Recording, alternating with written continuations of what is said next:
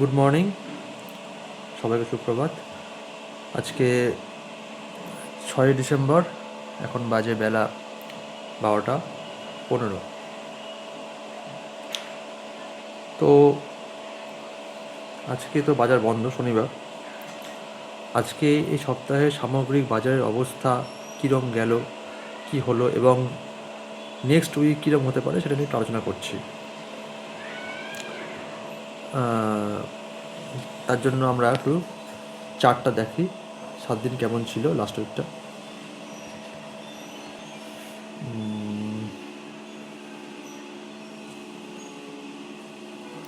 আচ্ছা, এটা আমি গ্রোয়ের চার্ট খুললাম। আচ্ছা, এইখানে মার্কেট আরম্ভ হয়েছিল 1 তারিখে, এইখানে 1 ডিসেম্বর, ওটা 1 ডিসেম্বর, ওটা 15। আর এইখানে মার্কেট ক্লোজ হয়েছে, ঠিক আছে। তো মার্কেট ক্লোজ হয়েছে আপনার 2676। আর সেদিনকে আপনার মার্কেট খুলেছিল 26,387। এটা আমি একটা অ্যাপ্রক্সিমেট বলছি।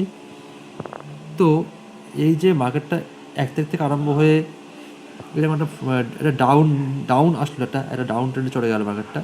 সেটাতে একটু উঠলো, আবার ডাউন ট্রেন্ডে আসলো, কিছুটা কনসেন্ট্রেট করে হায়ার বানিয়ে কালকে বাজার বেশ ভালো, মোটামুটি 152 পয়েন্ট পজিটিভে বন্ধ। এটা তো 5 দিনের ডেটা দেখাচ্ছে। তো এবার একটা ডিপ এসে সামান্য ওঠার চেষ্টা করেছে। এটা লাস্ট 5 দিনের বাজারের অবস্থা। আচ্ছা, এবার আমি ট্রেডিং ভিউ দেখাচ্ছি আপনাদের, একটা ভালো জিনিস দেখাই, দেখুন। আচ্ছা, ট্রেডিং ভিউয়ে এইটা হচ্ছে গিয়ে 1 ডিসেম্বরের চার্ট। 1 ডিসেম্বর তো সে একই চার্ট প্যাটার্ন তো একই হবে, উঠলো। কিন্তু একটা জিনিস যদি লক্ষ্য করেন আপনারা, দেখবেন ভলিউমগুলো যদি দেখেন, ভলিউমটা বড় করে দিচ্ছি তারা।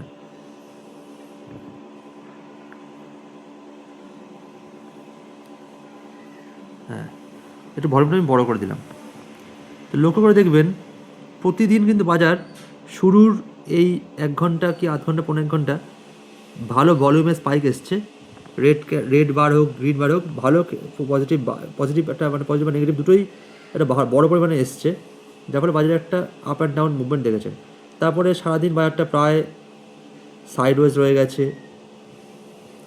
ঠিক আছে, সাইডওয়েজ রয়ে গেছে। আবার ঠিক বন্ধের সময় একটা হাই ভলিউমে রাইজ হয়েছে, পরের দিন ওপেনিংয়ে আবার হাই ভলিউম, আবার সারাদিন সে মাঝখানে কনসেন্ট্রেট করে আবার বন্ধের সময় আবার হচ্ছে কি একটু স্পাইক আপ, আবার পরের দিন হাই ভলিউমে আপ হলো, সেটা এখানে রেড হয়েছে 3 তারিখে, সেক্ষেত্রে ডাউন হয়েছে।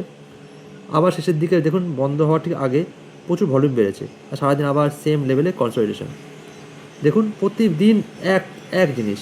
এই যে 5 তারিখেও বন্ধের আগে হাই ভলিউম আপ হয়েছে, খোলার পর আবার একটা হাই ভলিউম টেনে বাজার কিন্তু নিজের পজিশন বানিয়েছে। এই ভলিউম থেকে আমরা বুঝতে পারি যে অ্যাকচুয়ালি পজিশন কীরকম হচ্ছে, বা ট্রেন্ডটা যদি ডাউন ট্রেন্ড হয় বা আপ ট্রেন্ড হয়, সেটার স্ট্রেংথ কত সেটা আমরা ভলিউম থেকে বুঝতে পারি।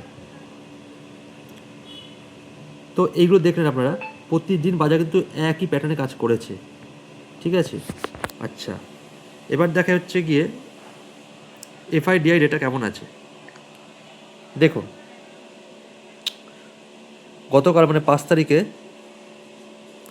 এফআইরা কিন্তু মাত্র 438 কোটি টাকার সেল করেছে। মাত্র বলছি কেন, কারণ এর আগে দেখুন 1944 কোটি, তার আগের দিন 3200 কোটি, মানে 3200, হ্যাঁ, তার আগের দিন 3500 কোটির ওপরে, তার আগের দিন 1700 কোটি, তার আগের দিন 3700 কোটি, তার আগের দিন 1200, মানে প্রতিদিনই এফআইআই সেল করে গেছে লাস্ট 5 দিনে। কিন্তু কালকে সেলটা কম করেছে, তুলনায় কম করেছে, ডিআই প্রতিদিনই বাই করে যাচ্ছে। এই ডেটাগুলো দেখানোর কারণটা হচ্ছে গিয়ে আপনারা বুঝতে পারবেন আমার সাথে সাথে যে গতকাল বাজার যেভাবে বন্ধ হয়েছে তাতে সামান্য একটু পজিটিভলি নোট দিয়েই বন্ধ হয়েছে আমি বলবো। তার মানে কি সোমবার দিন বাজার খুললেই একদম উঠে যাবে সেটা বলছি না, তবে সম্ভাবনা আছে বাজারটা ভালো একটু সামান্য গ্যাপ আপ দিয়ে খোলার। এমনিতে এই সপ্তাহে ধরুন অনেক রকম ঘটনা ছিল, অনেক ঘটনা ঘটেছে যার জন্য বাজারে একটা প্রেশার ছিল। প্রথমত ডলারের মূল্য বৃদ্ধি, টাকার মূল্য পতন, সেটা একটা খুব বাজে ইম্প্যাক্ট ফেলেছিল আমাদের ইন্ডিয়ান ইকোনমির ক্ষেত্রে। যদিও 8.2 ডেটাটাও এসেছিলো আমাদের জিডিপি গ্রোথের। তো আপনাদের দেখাই গতকাল মানে লাস্ট আপডেট অনুযায়ী এখন টাকার মূল্য কীরকম হয়েছে দেখুন। 90-এর নিচে নেমেছে, 90-এর নিচে নেমেছে, ঠিক আছে। তো সব মিলে ডেটাগুলো দেখালাম আপনাদেরকে, আমি ট্রেডিং ভিউ ডেটা দেখালাম, গ্রোয়ে দেখালাম, চার্ট দেখালাম, ভলিউমের আপরাইজ বা ডাউন সাইড সবই দেখালাম। তো এগুলো দেখে যেটা মনে হচ্ছে নেক্সট উইকে বাজার সামান্য হলেও হয়তো শুরুর দিকটা অ্যাটলিস্ট, যদিও মাঝখানে রবিবার কালকে আছে, এখন এর মধ্যে অনেক কিছু ঘটনা ঘটে যেতে পারে, তবুও এখন যা হাব ভাব তাতে হয়তো কিছুটা পজিটিভিটি আসতে পারে। তবে এখনই খুব একটা বেশি কিছু ভাবার দরকার নেই। তার মধ্যে এই সপ্তাহে হচ্ছে গিয়ে গতকাল রাতে আবার আফগানিস্তান পাকিস্তান সীমান্তে একটা গোলাগুলি ঘটনা ঘটেছে। পাকিস্তান বলছে আফগানিস্তানকে অ্যাটাক করেছে, আফগানিস্তান বলছে না পাকিস্তানকে অ্যাটাক করেছে। তো ওদিকে আবার ইন্ডিয়া বাংলাদেশের মধ্যে টেনশন বৃদ্ধি হচ্ছে দিন দিন, কারণ রিসেন্ট 7 দিনের মধ্যে অনেকজন বাংলাদেশি যারা ইন্ডিয়াতে ঢুকতে চেষ্টা করেছিল তাদেরকে গুলি করেছে বিএসএফ। তো ওদিকে আবার ইউএস সঙ্গে ভেনেজুয়েলার একটা টেনশন শুরু হয়েছে, আবার একটা যুদ্ধের মতো পরিস্থিতি সৃষ্টি হচ্ছে। আবার কালকে পুতিন এসেছিলেন, উনিও ট্রেড ডিল করে গেছেন আমাদের সাথে। বিশেষ করে সবচেয়ে বড়ো ব্যাংক রাশিয়ার SBER ব্যাংক, ওরা বলেছে যে আমরা ইন্ডিয়ান মার্কেটে ইনভেস্ট করব, এবং